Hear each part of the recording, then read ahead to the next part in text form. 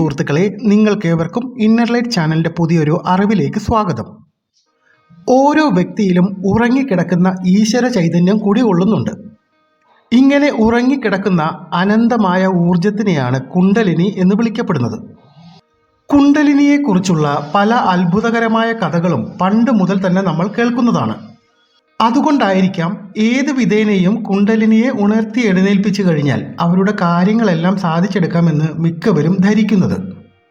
ഇങ്ങനെ കുണ്ടലിനി ഉണർത്താൻ ധൃതി കാണിച്ചവരാണ് കുണ്ടലിനി സിൻഡ്രോം അഥവാ കുണ്ടലിനി അടിയന്തരാവസ്ഥ അല്ലെങ്കിൽ ആത്മീയ അടിയന്തരാവസ്ഥ എന്ന് പറയുന്ന സ്റ്റേജിൽ എത്തിച്ചേരുന്നത്. തങ്ങളുടെ കുണ്ടലിനി ഊർജം എവിടെ സ്തംഭിച്ചോ ആ സ്തംഭിച്ചു നിന്ന തലത്തിൽ നിന്നും കിട്ടുന്ന അറിവാണ് പരിപൂർണത എന്ന് ധരിച്ചു വശാകുന്നതാണ് ഇതിൻ്റെ ആദ്യത്തെ ലക്ഷണം. ഇതിനനുസരിച്ചുള്ള ചില ആചാര അനുഷ്ഠാനങ്ങളും ചിട്ടകളും വേഷവിധാനങ്ങളുമൊക്കെയായി ഈ അവസ്ഥയിൽ തന്നെയായിരിക്കും ജീവിത അവസാനം വരെ ഇവർ തുടരുന്നത്. ആത്മീയ അന്വേഷണവുമായി ഗുരുവിനെ തേടി അലയുന്ന ഒട്ടുമിക്കവരും ആദ്യം എത്തിച്ചേരുന്നത് ഇത്തരക്കാരായ ഗുരുക്കന്മാരുടെ കയ്യിലായിരിക്കും. തങ്ങൾ ചാടിയ കുഴിയിൽ തന്നെ ഇവർ മറ്റുള്ളവരെയും ചാടിക്കും. കാരണം അതിന് മുന്നോട്ടുള്ള വഴി അവർക്കറിയില്ല. ഈ വീഡിയോ പ്രേക്ഷകരോട് ആവശ്യപ്പെടുന്നത് കാര്യങ്ങളെ സൂക്ഷിച്ച് നിരീക്ഷിച്ച് മനസ്സിലാക്കാനാണ്. ഏതൊരു യന്ത്രമോ വാഹനമോ വാങ്ങിയാൽ അത് എങ്ങനെ പ്രവർത്തിപ്പിക്കണം, എങ്ങനെ പ്രവർത്തിപ്പിക്കരുത് എന്ന് പറയുന്ന ഒരു ലഘുലേഖയോ ബുക്ക്ലെറ്റോ അതിൻ്റെ കൂടെ കാണും. അതിനനുസരിച്ച് വേണം അത് പ്രവർത്തിപ്പിക്കാനായിട്ട്. പാടില്ലാത്ത രീതിയിൽ പ്രവർത്തിപ്പിച്ചു കഴിഞ്ഞാൽ ആദ്യത്തെ പ്രവർത്തനത്തോടു കൂടി തന്നെ ആ യന്ത്രം നാമാവശേഷമായേക്കാം. ഓരോ വ്യക്തിയിലെയും കുണ്ടലിനിയെ ഉണർത്തി പരിപൂർണത പ്രാപിക്കുക എന്നതാണ് അഷ്ടാംഗ യോഗയുടെ ലക്ഷ്യം. അതിലെ ബുക്ക്ലെറ്റാണ് യമനിയമാദികൾ. കുണ്ടലിനി ഉണർത്താൻ ശ്രമിക്കുന്ന ഒരു വ്യക്തി എന്ത് ചെയ്യണം എന്ത് ചെയ്യരുത് എന്ന് വ്യക്തമായി പറയുന്ന ഭാഗമാണ് യമനിയമാദികൾ. ABCD എന്ന അക്ഷരമാല ക്രമം പഠിക്കുമ്പോൾ A കഴിഞ്ഞ് നേരിട്ട് Z ആണ് പഠിക്കാൻ പോകുന്നതെങ്കിൽ എന്ത് സംഭവിക്കുമെന്ന് പ്രേക്ഷകർ തന്നെ മനസ്സിലാക്കുക. പ്രിയ സുഹൃത്തുക്കളെ, നിങ്ങളൊരു ആത്മീയ അന്വേഷകനാണെങ്കിൽ ഈ വീഡിയോ സ്കിപ്പ് ചെയ്യാതെ മുഴുവനായി കാണുക. നിങ്ങൾ ഇതുവരെ ചെയ്ത ആത്മീയ സാധനകളുടെ ഫലങ്ങൾ, അതായത് നിങ്ങൾക്കുണ്ടായ ആത്മീയ അനുഭൂതികൾ യാഥാർത്ഥ്യമായിരുന്നോ അതോ കുണ്ടലിനി സിൻഡ്രോമിൻ്റെ ഭാഗമുണ്ടായ വിഭ്രാന്തികൾ മാത്രമായിരുന്നോ എന്ന് തിരിച്ചറിയാനും അവയെ പരിഹരിച്ച് യഥാർത്ഥ ആത്മീയ പുരോഗതിയിലേക്ക് തിരിച്ചെത്താനുമുള്ള മാർഗങ്ങളെക്കുറിച്ചാണ് ഈ വീഡിയോയുടെ ആദ്യ ഭാഗത്തിൽ നമ്മൾ പരിശോധിക്കുന്നത്. കുണ്ടലിനി ഉണർവിലൂടെ ഒരു യോഗിക്കുണ്ടാവുന്ന ആനന്ദാവസ്ഥയും കൃത്രിമമായി ലഹരി പദാർത്ഥങ്ങളോ മദ്യമോ ഒക്കെ ഉപയോഗിച്ചുകൊണ്ട് സൃഷ്ടിക്കപ്പെടുന്ന സന്തോഷാവസ്ഥയും പ്രത്യക്ഷത്തിൽ ഒരുപോലെ തന്നെ തോന്നുമെങ്കിലും രണ്ടും വ്യത്യസ്തമാണ്. അതേ വ്യത്യാസം തന്നെ കുണ്ടലിനിയുടെ യഥാർത്ഥ അനുഭവങ്ങളും കുണ്ടലിനി സിൻഡ്രോം മൂലമുണ്ടാവുന്ന വിഭ്രാന്തികളിലുമുണ്ട്. വീഡിയോയുടെ രണ്ടാം ഭാഗത്തിൽ ക്രിയാത്മകമായും ചിട്ടപ്പെടുത്തിയ മാർഗത്തിലൂടെയും ഏറ്റവും ലളിതമായ രീതിയിൽ കുണ്ടലിനി ആക്ടിവേഷൻ പരിശീലിക്കാനുള്ള നിരവധി ടിപ്പുകളും നുറുങ്ങുവിദ്യകളും ടെക്നിക്കുകളുമാണ് നമ്മൾ ചർച്ച ചെയ്യുന്നത്. ഈ ആദ്യ ഭാഗം മനസ്സിലാക്കി തകരാറുകൾ പരിഹരിച്ചു വരുന്നവർക്ക് മാത്രമേ ഈ രണ്ടാം ഭാഗം പ്രയോജനം ചെയ്യുകയുള്ളൂ. പ്രേക്ഷകരോട് ഒരു ചോദ്യം ചോദിക്കുകയാണ്. അറിവുള്ളവർ അതിൻ്റെ ഉത്തരം രേഖപ്പെടുത്തുമെന്ന് പ്രതീക്ഷിക്കുന്നു. യോഗശാസ്ത്രപ്രകാരം കുണ്ടലിനി ഊർജം 7 ആധാര ചക്രങ്ങളിലൂടെ സഞ്ചരിച്ചാണ് പരിപൂർണത നേടുന്നത് എന്ന് എല്ലാവർക്കും അറിയാവുന്നതാണ്. മൂലാധാരം മുതൽ 6ാമത്തെ ചക്രമായ തിരുനെറ്റിയിലെ ആജ്ഞാചക്രം വരെയുള്ള ഭാഗത്തുകൂടി കുണ്ടലിനി ഊർജം സഞ്ചരിക്കുമ്പോൾ ഉണ്ടാവുന്ന അനുഭവങ്ങളും ലക്ഷണങ്ങളും നമ്മളുടെ ശാസ്ത്ര ഗ്രന്ഥങ്ങളിലും ആചാര്യന്മാരാലും അനുഭവസ്ഥരിൽ നിന്നും നമ്മൾ വിശദീകരിച്ച് കേട്ടിട്ടുണ്ട്. എന്നാൽ ആജ്ഞാചക്രത്തിൽ നിന്ന് 7ാമത്തെ സഹസ്രാര ചക്രത്തിലേക്ക് കുണ്ടലിനി സഞ്ചരിക്കുമ്പോൾ ഉണ്ടാവുന്ന ലക്ഷണങ്ങളോ അനുഭൂതികളോ അനുഭവങ്ങളെക്കുറിച്ചോ ഒന്നും തന്നെ ശാസ്ത്ര ഗ്രന്ഥങ്ങളിലൊന്നും തന്നെ പറയുന്നില്ല. എന്തായിരിക്കും ഇതിൻ്റെ കാരണമെന്ന് അറിവുള്ളവർ ഒന്ന് രേഖപ്പെടുത്തി കഴിഞ്ഞാൽ നന്നായിരിക്കും.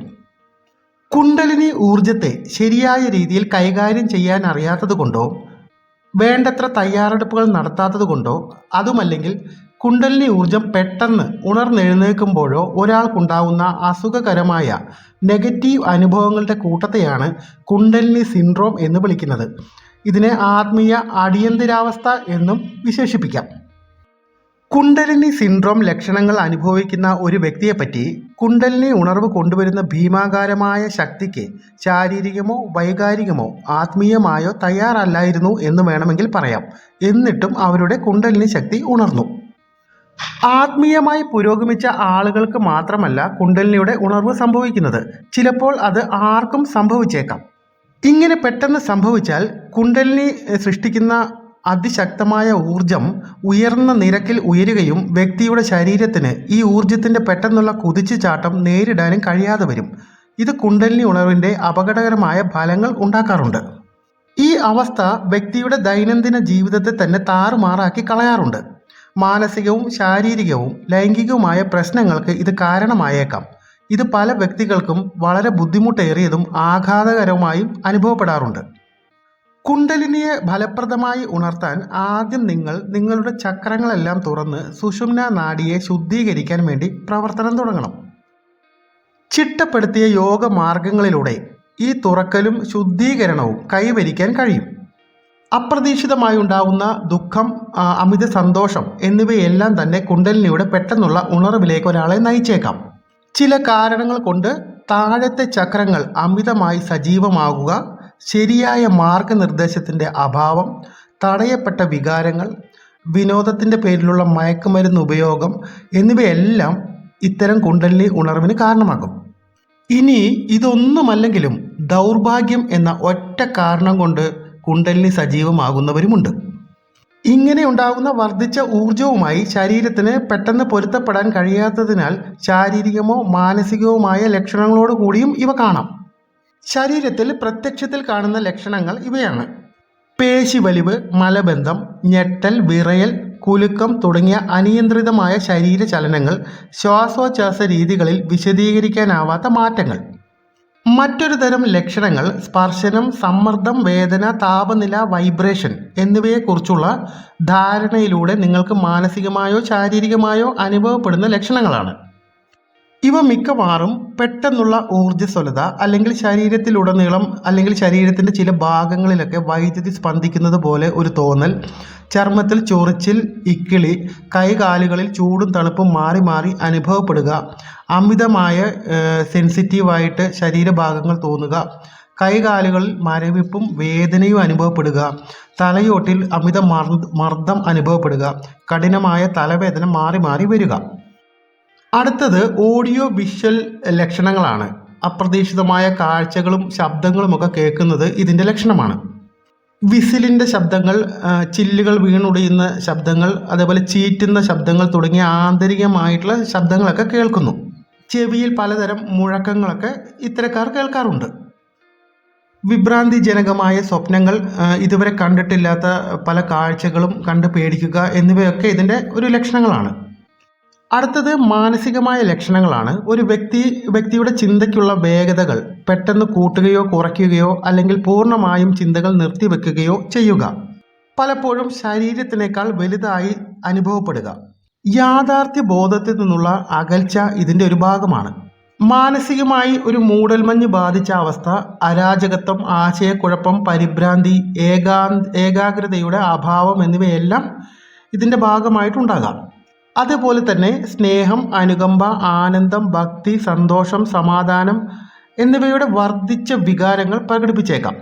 അതുപോലെ തന്നെ വിദ്വേഷം, വിഷാദം, ഭയം, ഉത്കണ്ഠ എന്നിവയുടെ വർദ്ധിച്ച വികാരങ്ങളും അനുഭവപ്പെട്ടേക്കാം. മാനസികാവസ്ഥയിൽ പലപ്പോഴും പെട്ടെന്നുള്ള മാറ്റങ്ങൾ ഇവർക്കുണ്ടാകും. ഒരു സമയത്ത് ചിരിക്കുകയാണെങ്കിൽ മറ്റൊരു സമയത്ത് കരച്ചിൽ വരുന്ന അവസ്ഥ. എന്നാൽ ഈ ലക്ഷണങ്ങളോടൊപ്പം തന്നെ വർദ്ധിച്ച ക്രിയേറ്റിവിറ്റി, സ്വയം പ്രകടിപ്പിക്കൽ എന്നിവയൊക്കെ ഇവരിൽ വർദ്ധിച്ച് കാണാറുണ്ട്. പലരിലും മെച്ചപ്പെട്ട അവബോധം, മുൻകാല ജീവിതത്തിൻ്റെ ഓർമ്മകൾ തിരഞ്ഞെടുക്കാനുള്ള ശക്തി, ചിലർക്ക് രോഗശാന്തി ശക്തികൾ എന്നിവയെല്ലാം ഇതിൻ്റെ ഭാഗമായിട്ട് ഉണ്ടായേക്കാം.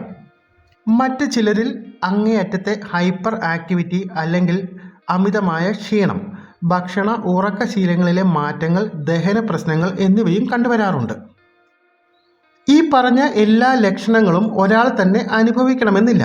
ചില ലക്ഷണങ്ങൾ മറ്റുള്ളവയേക്കാൾ കൂടുതൽ ഉള്ളതാകാമെങ്കിലും പെട്ടെന്നുള്ളതും തീവ്രവുമായ കുണ്ടലിനിയുടെ വ്യതിയാനങ്ങൾ മൂലമാണ് അവ ഉണ്ടാകുന്നത് എന്ന് തിരിച്ചറിയുക. കുണ്ടലിനി സിൻഡ്രോം രൂക്ഷമായി ബാധിച്ചിട്ടുള്ള വ്യക്തികൾ ഇത് സമ്മതിച്ചു തരികയില്ല. തങ്ങൾ പരിപൂർണരാണെന്നും ഈശ്വര ദർശനം ലഭിച്ചിരിക്കുന്നുവെന്നും ജീവിത ലക്ഷ്യം സാക്ഷാത്കരിച്ചിരിക്കുന്നു എന്നും സ്വയം വിശ്വസിക്കുന്നവരായിരിക്കും ഇവരിൽ ഏറെ പേരും. ചിട്ടപ്പെടുത്തിയ യോഗശാസ്ത്ര മാർഗങ്ങളിലൊക്കെ സ്വന്തം വ്യാഖ്യാനവും അഴിച്ചുപണികളും നടത്തി കൂടുതൽ സങ്കീർണമാക്കുന്ന കൂട്ടരാണിവർ. ഒരു വ്യക്തിക്ക് എത്ര കാലം കുണ്ടലിനി സിൻഡ്രോം അനുഭവപ്പെടാം എന്നതിന് കൃത്യമായ സമയക്രമമൊന്നുമില്ല. എന്നിരുന്നാലും ചക്രശുദ്ധീകരണ വിദ്യകളും ഗ്രൗണ്ടിംഗ് മെഡിറ്റേഷനുകളും നടത്തുകയും ചെയ്താൽ രോഗലക്ഷണങ്ങളിൽ ക്രമാനുഗതമായ കുറവുണ്ടായേക്കാം. കുണ്ടലിനി സിൻഡ്രോം പരിഹരിച്ച് യഥാർത്ഥ ആത്മീയ മാർഗത്തിലേക്കും പുരോഗതിയിലേക്കും എങ്ങനെ തിരിച്ചു വരാം എന്നതിനെക്കുറിച്ച് നമുക്കൊന്ന് പരിശോധിക്കാം. കുണ്ടലിനി ഊർജത്തെ വർദ്ധിപ്പിക്കുന്ന വ്യായാമങ്ങൾ നിർത്തുകയും സ്വയം ഗ്രൗണ്ടിംഗ് ചെയ്യുന്നതും കുണ്ടലിനി ഊർജത്തെ അതിൻ്റെ വിശ്രമ സ്ഥലത്തേക്ക് സൗമ്യമായി തിരികെ കൊണ്ടുവരാൻ സഹായിക്കും. മദ്യം, മയക്കുമരുന്ന് പോലുള്ളവ ഉപയോഗിക്കുന്നത് കുണ്ടലിനി സിൻഡ്രോമത്തിൻ്റെ ഭീകരാവസ്ഥ വർദ്ധിപ്പിക്കാൻ മാത്രമേ സഹായിക്കുകയുള്ളൂ. ഭക്ഷണക്രമങ്ങളിൽ മാറ്റം വരുത്തുക, ഏതെങ്കിലും തരത്തിലുള്ള മാംസം കഴിക്കുന്നത് ഈ കാലയളവിൽ ഒഴിവാക്കുക, ഭൂമിയുടെ ഊർജവും ഗുണങ്ങളുമുള്ള ചക്ര ബാലൻസിംഗ് ഔഷധങ്ങൾ ഉപയോഗിക്കുക, സമ്മർദ്ദകരമായ സാഹചര്യങ്ങളിൽ നിന്നും പരിസ്ഥിതികളിൽ നിന്നും അകന്നു നിൽക്കുന്നതിന് ശ്രദ്ധ കേന്ദ്രീകരിക്കുക, ഭൂമിയും പ്രകൃതിയുമായി ബന്ധപ്പെട്ട് ജീവിതം നയിക്കുക, ചെരുപ്പിടാതെ നഗ്നപാതനായി കുറച്ചു നേരം നടക്കുന്നത് ഗ്രൗണ്ടിങ്ങിനെ സഹായിക്കും. കുണ്ടലിനി ഊർജം കുറഞ്ഞ് സന്തുലിതാവസ്ഥ കൈവരിക്കുന്നതുവരെ മന്ത്രജപം, ചക്ര ആക്ടിവേഷൻ, മറ്റ് സാധന അനുഷ്ഠാനങ്ങൾ എന്നിവയെല്ലാം നിർത്തിവെക്കുന്നതാണ് ഉത്തമം. സ്വസ്ഥമായ ഉറക്കം ലഭിക്കുന്നുണ്ടെന്ന് ഉറപ്പുവരുത്തുക. ഇതെല്ലാം ചെയ്തിട്ടും കുണ്ടലിനി സിൻഡ്രോം ലക്ഷണങ്ങൾ കുറയുന്നില്ല എന്ന് ബോധ്യപ്പെട്ട് കഴിഞ്ഞാൽ വ്യക്തിഗത മാർഗനിർദ്ദേശത്തിനായി നല്ലൊരു കുണ്ടലിനി അധ്യാപകനെയോ ഗുരുവിനെയോ തേടി മാർഗനിർദ്ദേശങ്ങൾ സ്വീകരിക്കണം. കുണ്ടലിനി ഉണർത്തൽ പ്രക്രിയയെ ഒരാൾ ഭയപ്പെടേണ്ടതില്ല. മാർഗനിർദ്ദേശങ്ങളും ചിട്ടപ്പെടുത്തിയ രീതികളും സ്വീകരിക്കുകയാണെങ്കിൽ നിങ്ങളുടെ ചക്രങ്ങൾ പൂർണ്ണമായും സജീവമാകുകയും എല്ലാ ഊർജ്ജ ചാനലുകളും ശുദ്ധീകരിക്കപ്പെടുകയും ചെയ്യും. ഈ രീതിയിൽ യാതൊരു വിധത്തിലുള്ള കുണ്ടലിനി സിൻഡ്രോമും ആ വ്യക്തിക്ക് അനുഭവിക്കേണ്ടി വരില്ല. ഈ പരമ്പരയുടെ അടുത്ത ഭാഗത്തിൽ കുണ്ടലിനി ആക്ടിവേഷനുമായി ബന്ധപ്പെട്ട നിരവധി അറിവുകളും രഹസ്യങ്ങളും നിങ്ങളിലേക്ക് എത്തിക്കുന്നതായിരിക്കും. ഇത്തരം അറിവുകൾ നിങ്ങളിലേക്ക് എത്തിക്കുന്നതിനായി ചാനൽ സബ്സ്ക്രൈബ് ചെയ്യുക, ലൈക്ക് ചെയ്യുക, ഷെയർ ചെയ്യുക. നിങ്ങളുടെ വിലയേറിയ അറിവുകളും നിർദ്ദേശങ്ങളും അഭിപ്രായങ്ങളും രേഖപ്പെടുത്തുക. മുന്നോട്ടുള്ള യാത്രയിൽ ഇവയെല്ലാം സഹായകരമായിരിക്കും. നന്ദി, നമസ്കാരം.